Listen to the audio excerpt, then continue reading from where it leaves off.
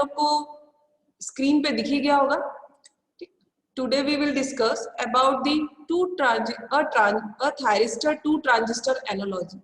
It means what, दो transistor कैसे connected होते हैं किसी थायरिस्टर में। जैसे कि मैंने पहले जब whenever we talk about the SCR, HCR have a 4 layer PN। तो अगर मैं उन PN लेयर को आपस में सेपरेटली डिवाइड कर दूं तो वो दो ट्रांजिस्टर्स में चेंज हो जाते हैं। तो how it will be work as a thyristor, कैसे वो ट्रांजिस्टर्स वर्क करते हैं कि वो थायरिस्टर को ऑपरेट करेंगे। तो ये सब हम लोग देखने वाले हैं आज। कौन सा टॉपिक है? It's a most important topic, thyristor two transistor analogy. Clear? In which we see that this is a symbol of SCR. I think everyone is known about the symbol of SCR. We are connecting here PN alternately layers. PN. Yeah, this one is the anode, this is a cathode, and this is a gate terminal. Clear? Up here our topic name is two transistor analogy. It means what? We are separating this. It means what? ये जो symbol है इसे हम लोग बीच में से separate कर देंगे। कैसे सेपरेट कर देंगे? ये डायग्राम बना हुआ है, सिंबल बना हुआ है। मैंने क्या किया, इसे बीच में से इस तरह से हाफ कर दिया। ठीक, जो मेरा SCR का सिंबल था उसे मैंने बीच में से हाफ कर दिया, मतलब हाफ पार्ट में डिवाइड कर दिया। तो इसका जो नया डायग्राम बनेगा वो कुछ ऐसा होगा। क्लियर? मैंने इस N और इस P को हाफ कर दिया, मतलब हो गया PNP। उसी का नया सिंबल PNP। क्लियर? मतलब जो SCR का जो सिंबल था उसे मैंने बीच में से हाफ पार्ट में डिवाइड कर दिया। अब मैंने अगर उसे हाफ पार्ट में डिवाइड कर दिया तो नेक्स्ट जो मुझे डायग्राम मिला वो कुछ ऐसा मिला, इसी का PNP और इसी का NPN। क्लियर? ओके, अब इसी का मैं सर्किट डायग्राम देखती हूँ। Next we are seen it's a circuit diagram. अब सभी को आई थिंक सो कि NPN और PNP दोनों के सिंबल्स पता होंगे कैसे बनते हैं। NPN में जो मेरा एरो का साइन होता है NPN में, वो हमेशा बाहर की तरफ जाता है, और जो PNP होता है उसमें जो एरो का साइन होता है वो हमेशा अंदर की तरफ आता है। क्यों? इसे ऐसे रटना नहीं है। मैंने हमेशा कहा है कि PNP में एरो का साइन हमेशा, सबसे पहली कंडीशन होती है एरो हमेशा एमीटर पे बना होना चाहिए। सेकंड कंडीशन होती है एरो की जो डायरेक्शंस होती है वो हमेशा P से कहाँ जाती है? N की तरफ जाती है। तो मैंने क्या बोला, एक ट्रांजिस्टर है PNP, दूसरा है NPN। तो मैंने दोनों के सिंबल बना दिए, एक है PNP का सिंबल, एक है मेरा NPN का सिंबल, और दोनों में आपस में मैंने क्या कर दिया? कनेक्शंस कर दिए। अब मैं बोर्ड के थ्रू कुछ बताना चाहूंगी, फिर हम लोग वापस PPT पे आएंगे। एक बार प्लीज आप लोग मेरे बोर्ड की तरफ देखें। क्या मेरा बोर्ड दिखाई दे रहा है आप लोग को?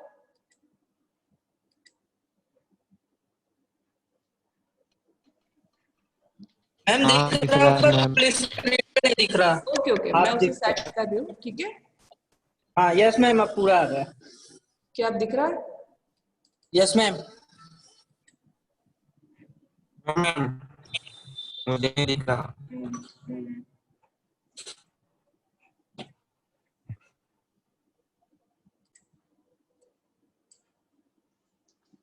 PNP transistor and NPN transistor. Both the transistors are connected internally by the this and this. It means क्या? सबसे पहले जो ये PNP ट्रांजिस्टर है, सभी को पता है कि जो ट्रांजिस्टर होते हैं उसमें 3 टर्मिनल होते हैं, एमिटर, बेस एंड कलेक्टर। या तो ये जो PNP ट्रांजिस्टर है, इस PNP ट्रांजिस्टर में जो फर्स्ट वाला है वो है emitter, this one is the base and this one is the collector. Clear? And इस वाले ट्रांजिस्टर की अगर मैं बात करूं तो इस ट्रांजिस्टर में ये वाला है collector, this one is the base and this one is the emitter. दोनों ट्रांजिस्टर की अलग बात की मैं। ये वाले ट्रांजिस्टर के जो टर्मिनल है ऊपर है एमिटर, बेस एंड कलेक्टर, इस वाले ट्रांजिस्टर में है collector, base and emitter. Then उसके बाद ये जो दोनों ट्रांजिस्टर्स आपस में कनेक्टेड दिख रहे हैं, तो आप लोग देख सकते हो ये ट्रांजिस्टर 1 है, this one is a transistor 2। Transistor 1 का बेस है, ट्रांजिस्टर 1 का बेस है जो कि ट्रांजिस्टर सेकंड के कलेक्टर के साथ कनेक्टेड है। First point. सेकंड पॉइंट, जो ट्रांजिस्टर 1 है उसका कलेक्टर सेकंड वाले के बेस के साथ कनेक्टेड है। It means what I am saying कि जो दोनों ट्रांजिस्टर है, ट्रांजिस्टर 1, ट्रांजिस्टर 2, दोनों के जो बेस और कलेक्टर है, बेस और कलेक्टर आपस में कनेक्टेड है। देखो पहले वाले में बेस है इसका तो इसका कलेक्टर है, सेकंड वाले में इसका कलेक्टर है तो इसका बेस है, मतलब दोनों के बेस और कलेक्टर आपस में इंटरनली कनेक्टेड है। SCR को तोड़ा तो दो ट्रांजिस्टर मिल गए, PNP और NPN। ये सिंपल सा डायग्राम था। अब इसका जो एमिटर है, एमिटर सबको पता है जहां से हम लोग इनपुट प्रोवाइड करते हैं, जो इलेक्ट्रॉन्स को एमिट करता है। Base is a middle part and collector is a collective part, मतलब जो नेक्स्ट प्रोवाइड करता है। तो this is the emitter, this terminal is anode, this one is a cathode and this one is a gate. इसी symbol को मैंने break किया है दो ट्रांजिस्टर्स के फॉर्म में, PNP NPN, both are connected internally by the base and collector and base. Next we say about this circuit diagram. In this circuit diagram मैंने simply जो यहाँ पे PNP बनाया है, ठीक। अगर मैं इस डायग्राम को फिर से तुम लोग को स्टेप बाय स्टेप बना के दिखाऊं तो ये डायग्राम कुछ ऐसा है। स्टार्टिंग में मैंने क्या किया, एक PNP का सिंबल बनाया। सबको पता है PNP का सिंबल बनाना है। सबसे पहले 3 टर्मिनल लगा दिए, क्लियर। PNP में हमेशा एरो जो बनता है एमीटर पे बनता है। मींस मैंने इसे एरो ले लिया, सॉरी एमीटर ले लिया, एमीटर टर्मिनल।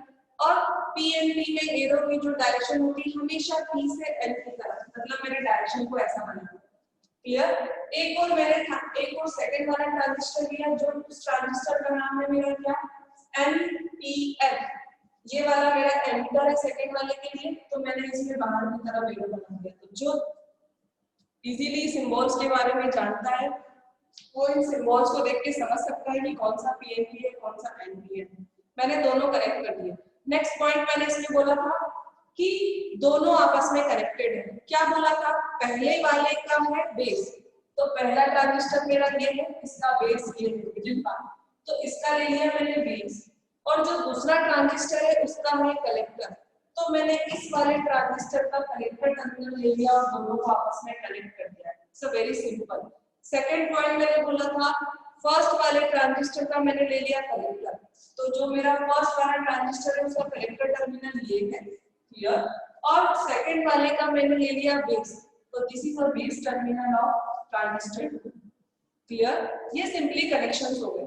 उसके बाद यहाँ पे तुम्हें गेट टर्मिनल दिख रहा होगा, मतलब जो मेरा गेट टर्मिनल है वो इसके साथ कनेक्टेड है। यहाँ पे मेरा क्या है, गेट, ठीक। मतलब यहाँ से जो करंट जाएगा वो करंट जाएगा मेरा IG।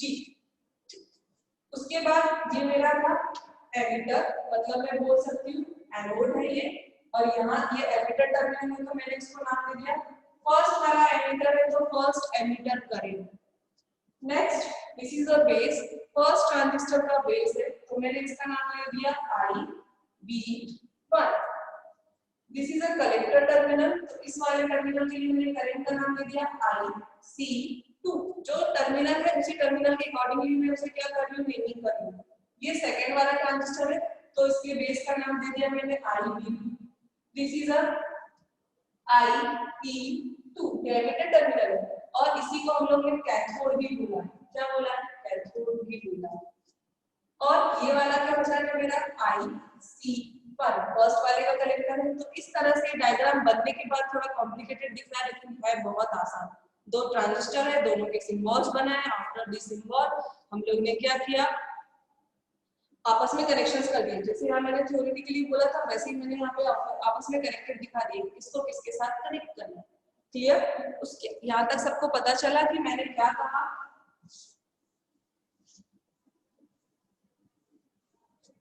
कोई कुछ बोलना चाहेगा प्लीज।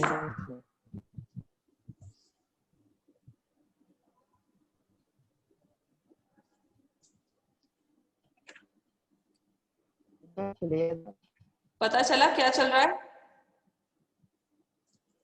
Yes ma'am. ओके, मेरी वॉइस आ रही है प्रॉपर्ली? यस मैम आ रही है। ठीक, इसके आगे अब जैसे कि तुम लोगों ने एनालॉग में पढ़ा होगा ऑलरेडी, कोई अल्फा नाम की कोई चीज पढ़ी, common gain base collector gain, ऐसा कुछ पढ़ा?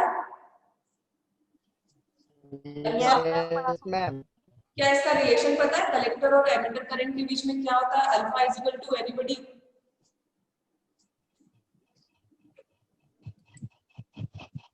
क्या किसी को पता है? Alpha is equal to IC upon IE होता है।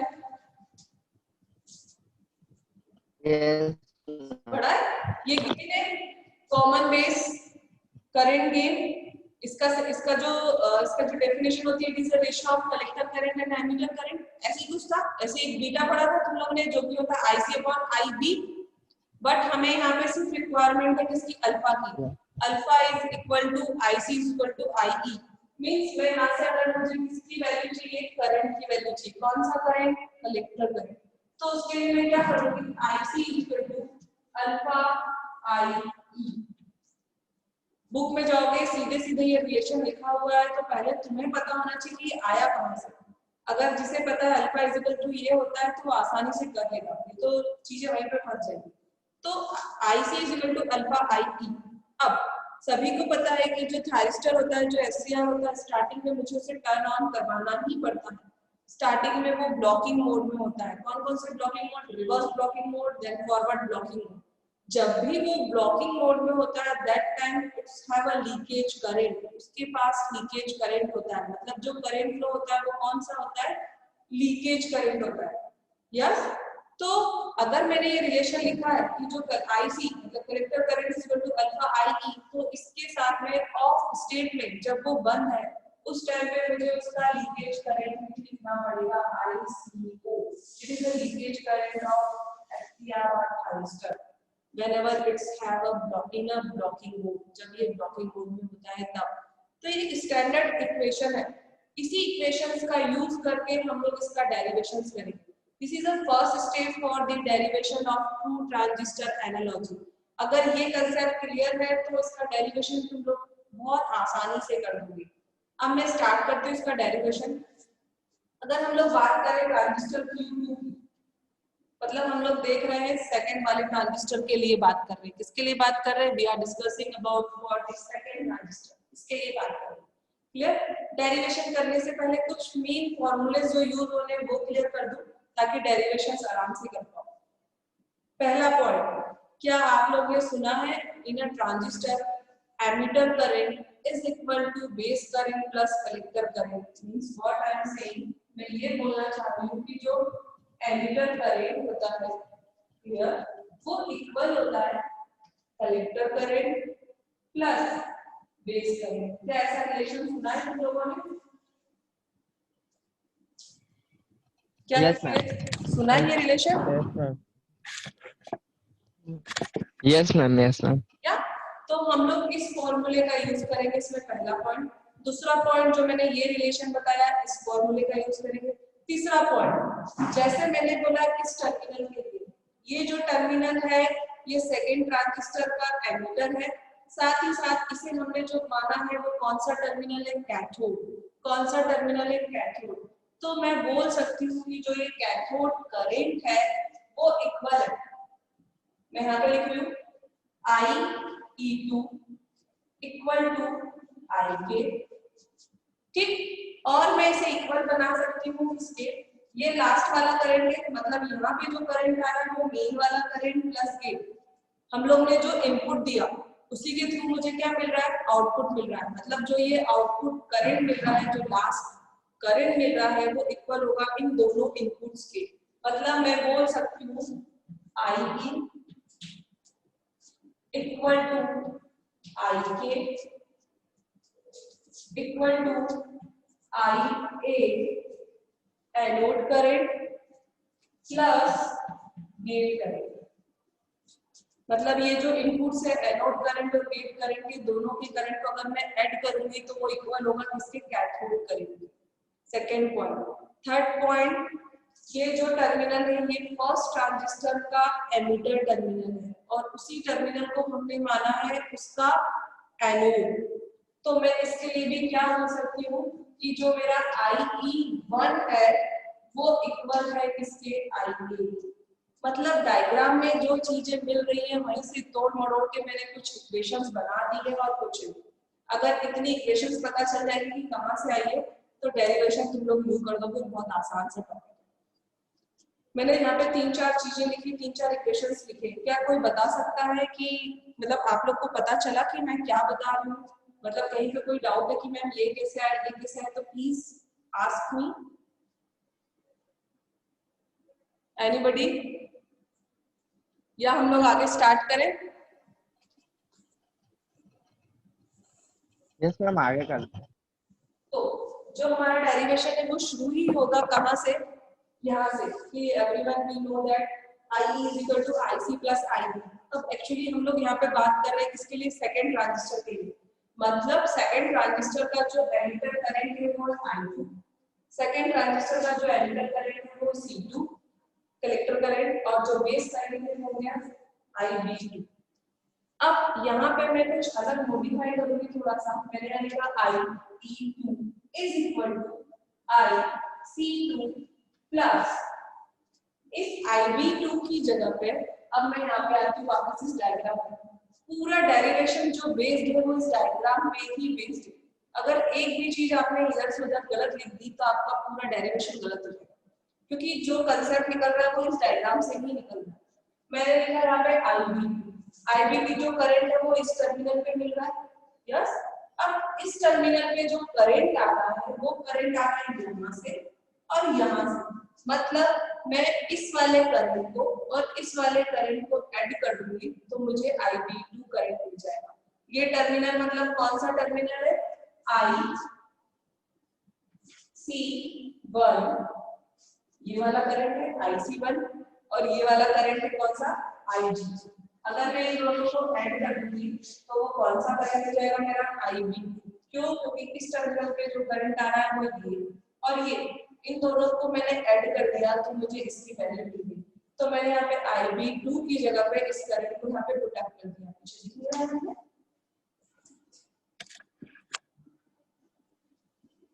IC2 plus IB2। Next step में मैं ये लिखना चाहूंगी, यहाँ पे लिखा है IE2।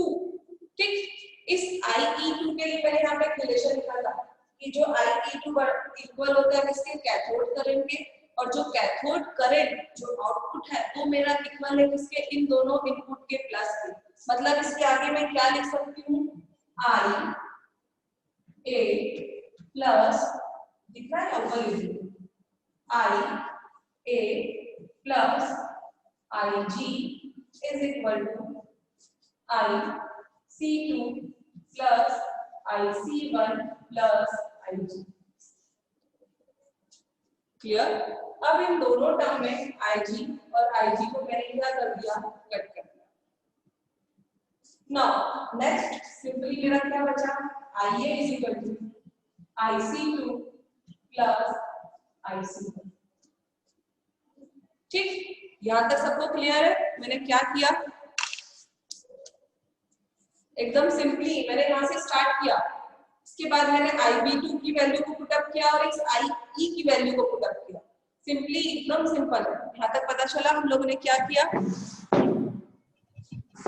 क्या कोई कुछ बोलना चाहेगा? एनीबॉडी? यस मैम, आ गया समझ। अब इसके आगे का जो है वो अभी हमारे पास